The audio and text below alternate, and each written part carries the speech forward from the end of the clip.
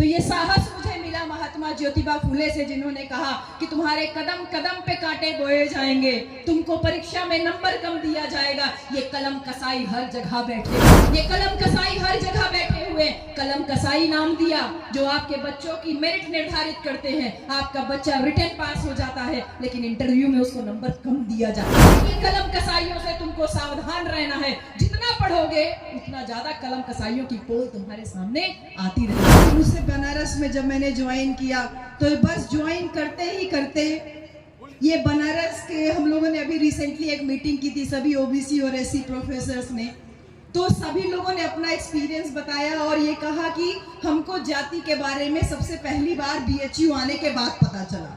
तो हम आप लोगों को भी निमंत्रण देते हैं कि एक बार पधारिए हमारे बीएचयू में। अगर आपका टाइटल नहीं लगा है, नाम के आगे सरनेम नहीं लगा है, तो उस सरनेम को 20 मिनट के अंदर, आपकी 10 मिनट के अंदर आपकी जाति पूछ करके आपको आभास करा दिया जाएगा कि तुम किस कैटेगरी में आते हो। तो निमंत्रण दे रही हूँ बीएचयू आने का। मेरा टाइटल चौधरी था, तो मुझसे भी वाइवा, एक डिपार्टमेंट में पीएचडी का वाइवा लगा हुआ था। एक प्रोफेसर जी आए हुए थे इलाहाबाद विश्वविद्यालय से, सबका परिचय हुआ। मैं नया नया ज्वाइन की थी, तो हमारे हेड ने कहा कि ये हमारे यहाँ की डिपार्टमेंट की सबसे यंग टीचर है, अभी इसने रिसेंटली ज्वाइन किया है।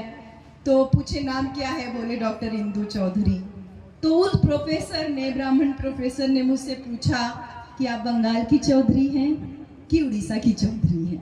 तो मुझे तो पापा ने मुझे बहुत पहले से ही समझा के सारी चीज़ें रखी हुई थी, तो मैं समझ गई कि इनका जाति पूछने की मंशा है। मैंने उनसे कहा कि ना मैं बंगाल की चौधरी हूँ और ना ही मैं उड़ीसा की चौधरी हूँ, और आप मेरी जाति जानना चाहते। कह रहे नहीं नहीं नहीं मैडम, आप बुरा मान गए, मैं जाति नहीं। मैंने कहा नहीं नहीं, मैं बेशक अपनी जाति बताऊंगी।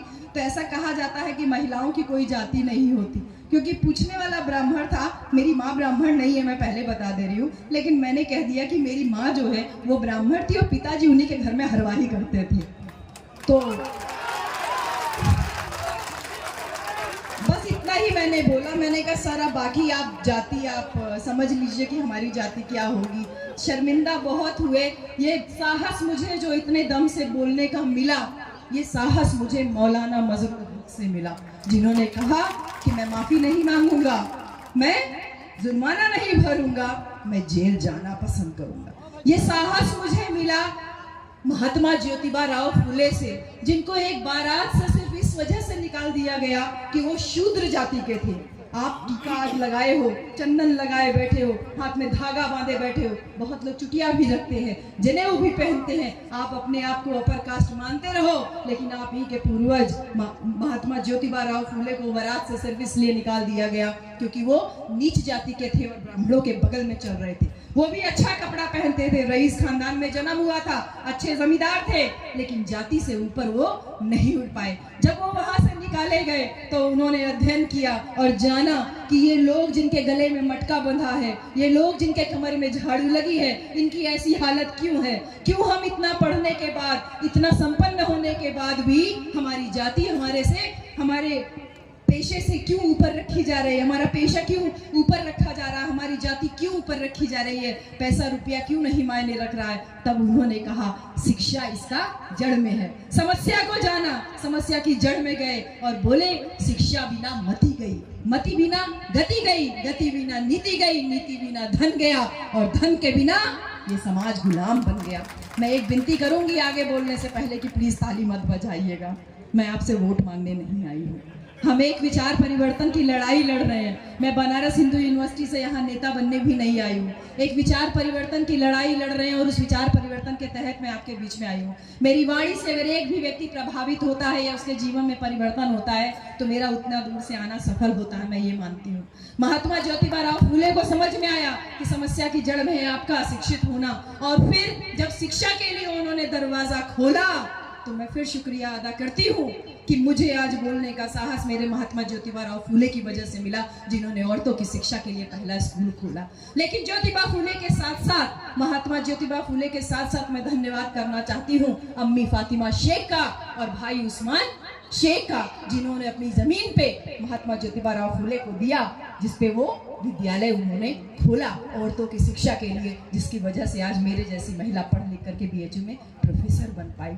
तो ये साहस मुझे मिला महात्मा ज्योतिबा फुले से, जिन्होंने कहा कि तुम्हारे कदम कदम पे कांटे बोए जाएंगे, तुमको परीक्षा में नंबर कम दिया जाएगा। ये कलम कसाई हर जगह बैठे हुए, ये कलम कसाई हर जगह बैठे हुए, कलम कसाई नाम दिया जो आपके बच्चों की मेरिट निर्धारित करते हैं। आपका बच्चा रिटन पास हो जाता है, लेकिन इंटरव्यू में उसको नंबर कम दिया जाता है। कहे कि कलम कसाइयों से तुमको सावधान रहना है, जितना पढ़ोगे उतना ज्यादा कलम कसाइयों की पोल तुम्हारे सामने आती रहेगी। रगों में खून दौड़ता था ज्योतिबा फुले का, भाई उस्मान शेख का, अम्मी फातिमा शेख का, तो इतनी दमदारी से माता सावित्रीबाई फुले का, जो इतनी दमदारी से मैं उस प्रोफेसर को जवाब दे पाई।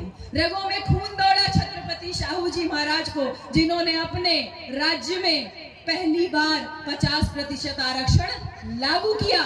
अगर सभी घोड़े एक साथ रेस में छोड़ दिए जाएं, तो जो मजबूत घोड़े हैं वो कमजोर घोड़ों का शेर खा जाएंगे। और ये बात उन्होंने अस्तबल में ले जा करके प्रूव की। जब एक तथाकथित ब्राह्मण आता है उनके पास और कहता है कि ये आप क्या कर रहे हैं महाराज, ये क्या कर रहे हैं, सभी आप सबके लिए एक बराबर अगर अवसर देंगे, 50% आरक्षण देंगे तो गधे और घोड़े एक बराबर हो जाएंगे। तब उन्होंने कहा कि चलो तुमको दिखाता हूँ। अस्तबल में जाके सभी घोड़ों को खोल दिया, और जो उनके खाने की नाद बनी हुई थी, तो जो मजबूत घोड़े थे वो फटाफट आगे पहुंच गए और उनका खाना खाने लगे। जो कमजोर घोड़े थे वो बेचारे पीछे रह गए। कहने लगे समझ में आई बात? बोले अभी मैं एक काम और करता हूँ। उन्होंने क्या किया, इस बार सभी मजबूत घोड़ों का मुंह बांध दिया और बाकी घोड़ों को खुला छोड़ दिया।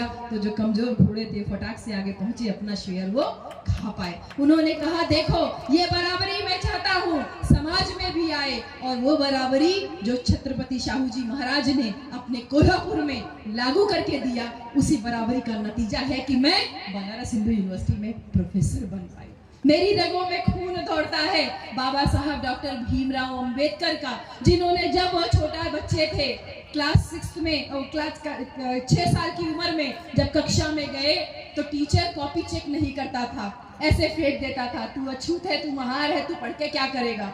क्लास में पीछे बैठते थे जहां जूता चप्पल बच्चे उतारते थे, पानी पीने को नहीं मिलता था, रोज अपमान होता था। टीचर कहता था तू पढ़ के क्या करेगा। बाबा साहब डॉक्टर अंबेडकर एक दिन सुने, कुछ नहीं बोले, 2 दिन सुने, कुछ नहीं बोले, तीसरे दिन जैसे ही टीचर ने कॉपी फेंकी, बोले तू अछूत है, तू महार है, तू पढ़ के क्या करेगा।